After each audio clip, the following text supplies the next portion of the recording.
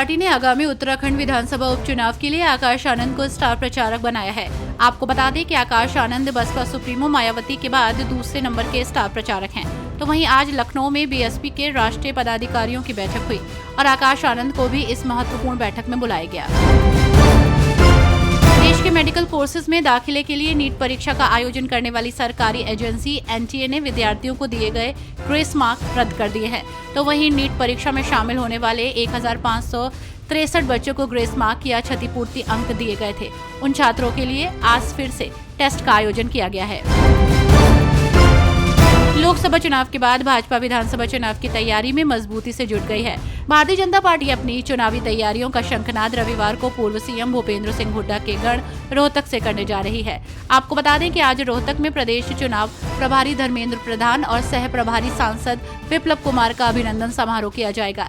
इस मौके पर केंद्रीय मंत्री मनोहर लाल, सीएम नायब सिंह सैनी, केंद्रीय मंत्री राव इंद्रजीत सिंह, कृष्णपाल गुर्जर, नवीन जिंदल और धर्मवीर मौजूद रहेंगे।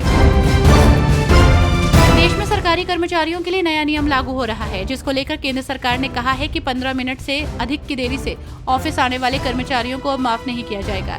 देश भर के कर्मचारियों को सुबह 9:15 पर दफ्तर आने का निर्देश दिया गया है। तो वही कार्मिक और प्रशिक्षण विभाग ने कहा है कि 9:15 तक ऑफिस नहीं आने वाले लोगों के आधे दिन की छुट्टी काट ली जाएगी। किसी विशेष कारण होने पर इसकी सूचना देनी होगी। फैजाबाद लोकसभा सीट पर बीजेपी की हार के बाद डैमेज कंट्रोल शुरू हो गया है। आपको बता दें कि अयोध्या विकास प्राधिकरण ने भक्ति और जन्मभूमि पथों के चौड़ीकरण के बाद विस्थापित हुए दुकानदारों को लेकर बड़ा फैसला किया है। आपको बता दें कि कौशलेश कुंज, अमानीगंज, टेढ़ी बाजार पूर्वी के साथ ही टेढ़ी बाजार पश्चिमी पार्किंग के दुकानों के आवंटियों को अब दुकानों के मूल्य में 30% की छूट और 20 साल के लिए ब्याज रहित किश्त पर दुकानें अलॉट की जाएंगी। प्रदेश में राष्ट्रीय पल्स पोलियो अभियान के तहत आज से 25 जून तक जन्म से 5 वर्ष तक के बच्चों को पोलियो की खुराक पिलाई जाएगी, जिसको लेकर खंडवा जिले के मुख्य चिकित्सा और स्वास्थ्य अधिकारी डॉक्टर ओपी जुक्तावत ने बताया कि आज पोलियो बूथ पर पोलियो की दवा पिलाई जाएगी। वहीं छूटे हुए बच्चों को 24 और 25 जून को स्वास्थ्य टीम द्वारा घर घर जाकर दवाई पिलाई जाएगी। यूपी के प्रयागराज के प्रेस क्लब में भारतीय किसान यूनियन के यूथ विंग के प्रदेश अध्यक्ष अनुज सिंह ने पत्रकार वार्ता की। इस दौरान उन्होंने जल सत्याग्रह करने की घोषणा की और उन्होंने कहा कि प्रशासनिक अधिकारियों द्वारा लगातार किसानों की मांगों की उपेक्षा किए जाने से बीकेयू नाराज है, इसलिए हम 24 जून से जल सत्याग्रह शुरू कर रहे हैं।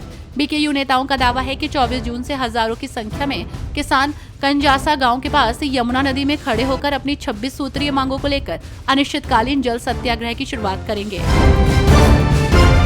भारतीय जनता पार्टी ने आगामी विधानसभा चुनाव के लिए कमर कस ली है। इसको लेकर बीजेपी ने आज रांची में एक महत्वपूर्ण बैठक का आयोजन किया। ये बैठक विधानसभा चुनाव की तैयारी को लेकर बुलाई गई है। तो वहीं इस बैठक में झारखंड विधानसभा चुनाव प्रभारी केंद्रीय मंत्री शिवराज सिंह चौहान और सह प्रभारी हिमंता बिस्वा शर्मा मौजूद रहेंगे। जम्मू कश्मीर आतंकी फंडिंग मामले में गिरफ्तार इंजीनियर रशीद ने बारामूला लोकसभा सीट से जीत हासिल की है। उसने सांसद के रूप में शपथ लेने के लिए कोर्ट में अंतरिम जमानत की अपील दायर की थी।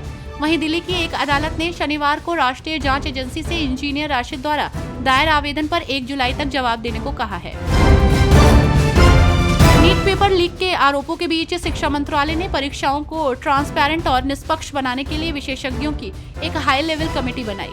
ये कमेटी परीक्षा की प्रक्रियाओं में सुधार, डेटा सुरक्षा प्रोटोकॉल में सुधार और एनटीए के स्ट्रक्चर पर काम करेगी। ये समिति 2 महीने के अंदर शिक्षा मंत्रालय को अपनी रिपोर्ट सौंपेगी।